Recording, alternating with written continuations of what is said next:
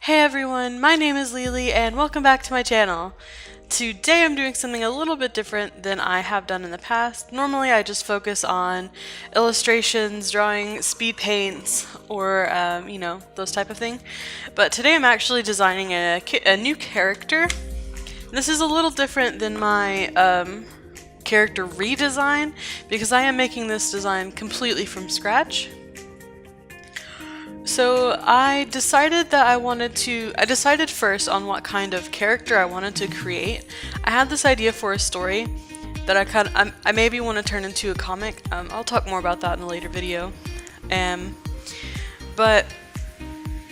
So this is the first character I had in mind, and she's sort of chic and like cute, like really nice, sweet looking. So when I first decided I wanted to make a character like that, this is not a technique I've ever done before, but I know other artists do it. So I went to Pinterest and I made a aesthetic board, I guess you could call it, that I wanted to base this character off of. I included outfit ideas, hairstyle ideas, accessories, images that made me think of the character that I wanted to create, those sort of things. And from that, I designed the character. I went into it with a few things that were predetermined. I knew I wanted her to be kind of chubby and round, like more round features. That's why her face is so round, her body is pretty round. Her hair is soft and curled, her lips are full, her nose is small and round. Like, all of these things I wanted to incorporate for sure, because the counterpart to this character is going to be rather thin and rather angular.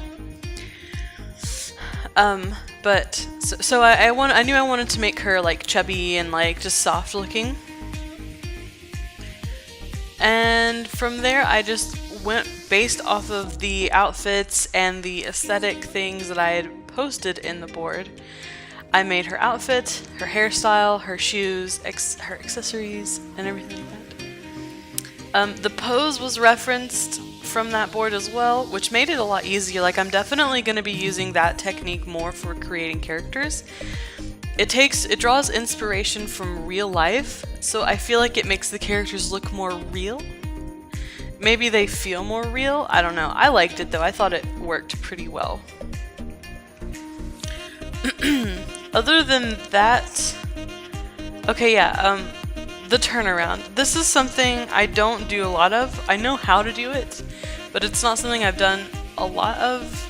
I'm trying to get better. Every time I draw a new character now, I want to try to do something like this. And this is not a full turnaround, but it's like a front view and a back view. Now, if you don't know how to do this, I'll go ahead and tell you how I do it. I flip the original image of the character, flip it completely, and then I know what the back of a person looks like. I know how to draw the back of a person. If you don't, maybe look up some reference images, but I'll flip it so that way I know where everything is supposed to be. I know where the arm is supposed to be. I know where the the skirt coming out was supposed to be, and the hand position and the legs and stuff like that. I'll ignore that new character. I was sending a screenshot to my boyfriend. And then I will erase parts, like all the inside parts, and you'll see that better when I do the line art. So that way it's almost just a silhouette. That makes it easier for me to know where things are supposed to be positioned as far as the back goes. And just anatomically, so it's in the same pose, like it literally looks like you just flipped her around. I was gonna do a nail and piercing chart for her, but I decided against it. It just cluttered up the sheet too much and was kind of unnecessary because I'm not like 100% solid on either of those things just yet. So. The next thing I did was, using that image board that I'd created, I picked a palette, I picked some colors that I wanted to incorporate. These were mostly very muted, light, pastel, peaches, pinks colors, and then a little bit of yellow, and I was going to use that sort of marbled blue. Like, if you look at a marble pattern, like stereotypical like white girl marble, it has kind of that faded into blue color. I wanted to use that, but I decided against it in the end. it moved. It jumped like that because I had taken a break and stopped recording. But yeah, I did do something a little different on this one. I did do the eyes slightly different than I have been in the past. I wanted them to look more anime. I don't know if it really came across as less. I don't know, but I'm really having a lot of fun combining these new things that I'm trying to incorporate into my style and the older things. Like, I love drawing lips, but you don't see lips in a lot of anime styled art, which is something that I definitely wanted to incorporate. I love drawing lips, guys. Like, they're so interesting and they add so much definition to a character and make them so unique. But I did a different eye shape and I don't know, I played around with it a bit and I'm very pleased with how she came out. When you're designing a new character, I think it's very important that the body language in the design sheet, goodness, I think it's very important that the character model in the design sheet is what I was trying to say. The pose reflects the character's personality or temperament. And I feel like for here it does. It's very sweet, it's very feminine, you know. She could be a model maybe, I don't know. But when you design a new character, I think it's important that not only does the model show the details that need to be shown, but also the pose represents the temperament of the character. That may just be me, and a lot of artists will just do the standard kind of starfish pose, which is fine if you're doing it for a video game or something, but if you're doing it for a comic or just to have a reference, I think this is more important, because it's a wordless way to describe your character, right? Like if someone gave me this character, this exact one that I'm designing right now, but she was kind of sitting in a dominating position, like leaned forward with her legs spread and like an intense expression on her face, then I would think she's a totally different character than the one I'm drawing now. So body language really matters, at least when you're doing new character sheets, and it also helps you get a feeling of how you want to draw the character in the future. Because nothing will ever be as true as this first design that I'm going with. Now she may change and evolve over time, but this design, this very first time I'm drawing her, aligns most with what I had originally intended her to be. So it keeps me on track with that. So I know that she's sweet, she's soft, she kind of, you know, gently puts her hand on her face whenever maybe she's upset or anxious or excited.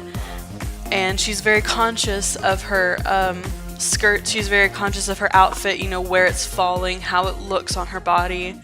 She's very fashion forward, she's leaning forward, she's interested in what you're saying, you know, like body language matters. And I think a lot of younger artists, or newer artists, I should say, struggle with body language a little bit. And don't get me wrong, like I'm no expert, but I'm getting there. I'm getting to the point where I understand the importance of it, and I think that it's never too early to start thinking of these things. And that same thing goes as well for writers. And I know not everyone knows how to draw, but in writing, if you can explain your character's body language, that gives you a feel for the character without being, oh, she's shy and she's gentle, you know, without speaking it. Give her soft movements. I mean, I'm using this exact character for an example. Give her soft movements, you know, maybe the way that she walks gently or her skirts sway with the breeze. Use soft language when describing her, and the reader or your audience will see her as soft, like she's intended. This character is anyway. Of course, it varies from character to character, but I did kind of struggle at this point because I've never drawn the back of a heel before, so I had to look up references, so if it looks kind of weird, that's why. I think it turned out okay. Also, normally, I forgot to mention this before, but whenever I create a new character, I like to do multiple outfits for that character at first, but because I'm trying this new way of creating characters, I decided to go against that. And the new way I'm talking about is not only using like the image boards, the inspiration boards, but also I read somewhere recently that the best way to get a feel for your character is to draw them over and over again, and then your style and the character can evolve to suit each other in a way that you can draw them consistently. And since I am considering making a comic based on her, or with her as one of the main characters, I want to do that. So if you guys want to see that, if you guys want to see my process for that, like me just drawing her over and over, let me know, and I'll probably do it anyway, but like leave me a like if you want to see it. Also leave me a like if you enjoyed this video, the chatty commentary, the character design, whatever. It would really help me out. I would really appreciate it. And if you get a second, please check out my Patreon in the description box below. You get early access to all illustrations. You can have the option for high quality. You get to vote every month in the fan art polls and the not safe for work pinup polls. There's a lot that you can get from it. So if you would check it out, even if you don't decide to pledge, I really appreciate your time. And I'm going to give a quick shout out to both of my patrons, Radiant and Luciferes. Love you both. Thank you so much for your support. I really appreciate it. And let's see. Yeah, follow me on Twitter and Instagram. I post there frequently, and those are my two main posting platforms. I also try to post on my Instagram story at least once a day, so you get a little sneak peek for what I'm doing there. And if you like these sort of character design, this is not necessarily a tutorial, more as it is just talking through what I'm doing. Let me know as well, because I do plan on doing more of them in the future. It's something I like to do. I do it frequently. And why not make videos of it? Maybe someone can find it entertaining or helpful. But anyway, thank you guys so much for watching this video and for sticking around and watching the rest of them. And I'll see you guys in the next one. Have a wonderful rest of your day.